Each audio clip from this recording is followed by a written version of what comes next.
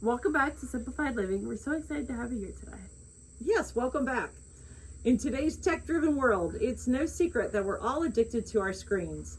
We wake up to the sound of our alarm clocks on our phones and scroll through social media before getting out of bed and spend hours staring at our computers or phones or even TVs before finally going to sleep.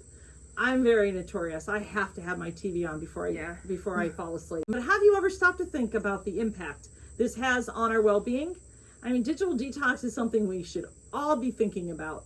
And today, we want to explore what it means and why it's so essential for our mental and physical health. Mm-hmm.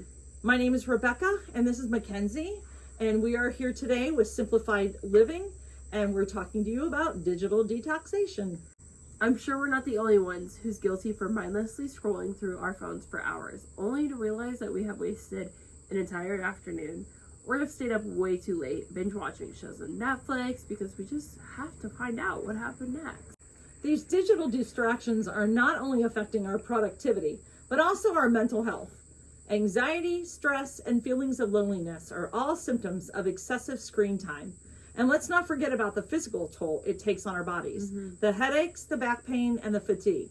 Mackenzie was telling me the other day she was at the doctor's office and noticed that there is this new medical term that was on the wall. It's called tech neck. Yeah, and my doctor actually even sent it to me. Oh my gosh, it's from poor posture while being on your phone.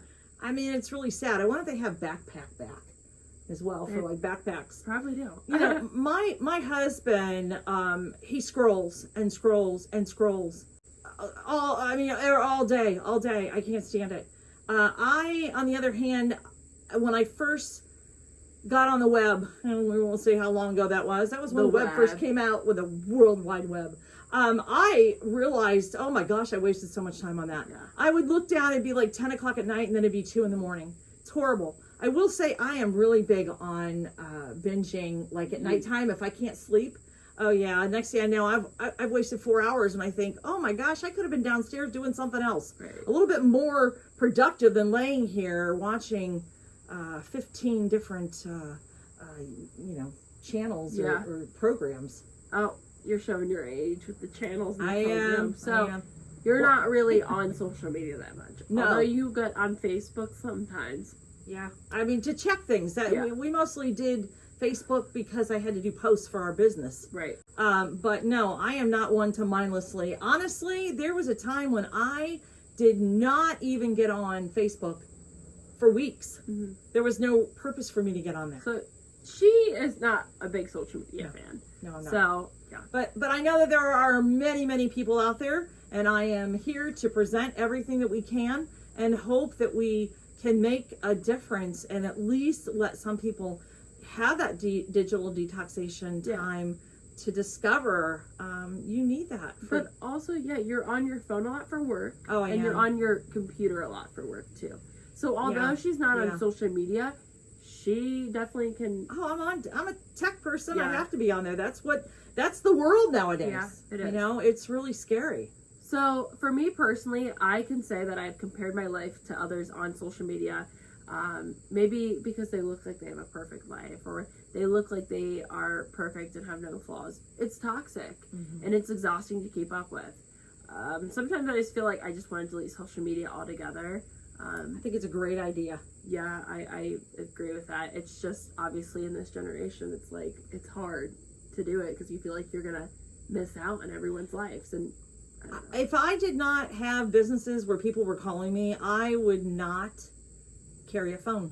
I think it's just a total instant gratification. Yeah. I remember when I was growing up, we didn't have cell phones, obviously, and my mom would go to work, and we'd get out of school and come home. You didn't call your mom at the office unless someone was dying. I mean, literally, or the house was on fire. You just did not bother her. They would get in trouble at work.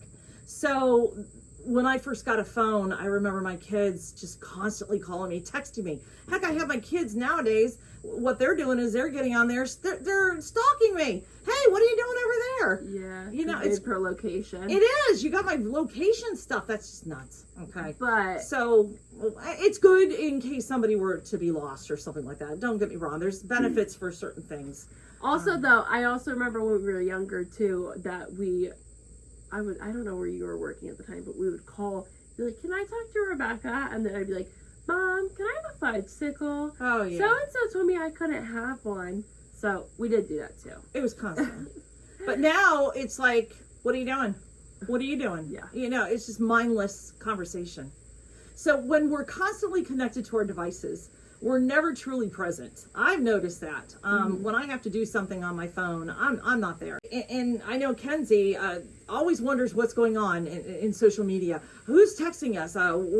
What's trending on all the apps? You know, like TikTok, YouTube, Instagram. I'm more, because of what we do now, I'm more involved with YouTube, but I have virtual assistants that help me with TikTok and Instagram. Yeah. So we're never fully engaged with the people around us. Whenever you are doing any type of social media. Yeah. So we own ice cream stores, and that was a rule that I had. Kids had to keep their phone back on this one shelf in the back of the employee's office area, and they were not allowed to bring it out. Whether they did or not. Yeah, I mean, how many times I walked in and they had it in their back pocket, or I would get notified by customers. You know, you might want to check your cameras. Yeah. You know, hey, I had to wait 3 minutes for someone to come to the window, but I looked back and they were all on their phone. Right. I mean, and I went to a high school where there was no phones allowed, and if you did, I went from a high school junior and senior year. That happened, and if you did get caught on your phone, detention. And it was amazing. I mean, you could be on your phone in lunchtime, which kind of sometimes defeated the purpose, because that's when you could really talk to all your friends. But that's when I truly experienced going like 8 hours other than sleeping without a phone. And It's probably the first thing you did, though, as soon as you got out of there. Yeah. Grabbed your phone. Right. Well, again, let's go back to the steps. The first step is setting boundaries. Decide what times a day you're going to allow yourself to check your phone or computer and stick to it. Take breaks from social media. Delete the apps from your phone or set specific times to check them. Find alternative activities that promote mindfulness. Go for a walk. Yeah. Practice yoga. Read a book. The possibilities are endless. Whenever I get into a good book, personally, I cannot put it down. It is the best feeling to feel connected with something else rather than my phone.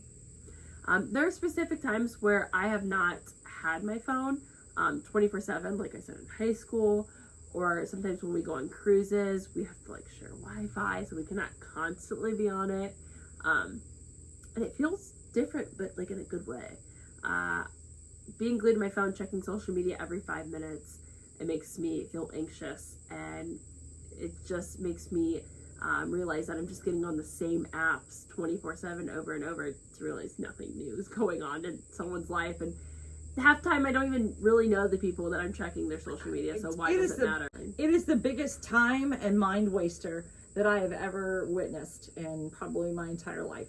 It's mind-boggling to me that people actually sit there and scroll and scroll and scroll. I mean, I'll even look over at my husband. I'm like, what are you looking at? I don't know, just Facebook. Social media. And then that's where you like go from Facebook to Instagram to Snapchat to TikTok, and it's like, it honestly makes me like nauseated. Like, I know that sounds so dramatic, but I'm like, I've been on my phone for how long? So just setting boundaries on whenever you're not going to be on your phone, and that just makes us feel a lot more connected with the people around us. You'll start feeling more alive. Yeah, alive. I mean, more present, more connected to the world around you. So digital detox is essential for our well-being in today's tech-driven world. Excessive screen time and digital distractions are affecting our mental and physical health. We need to set boundaries, take breaks, and find alternative activities that promote mindfulness. And most importantly, we need to be kind to ourselves and remember that it's okay to take a step back from our devices. Thanks for watching us at Simplified Living. We hope you have benefited from our information on digital detox. If you've ever done a digital detox, share your experiences in the comments below. And even if you haven't, I encourage you to give it a try. Take it one step at a time. And we'll see you the next time on Simplified Living.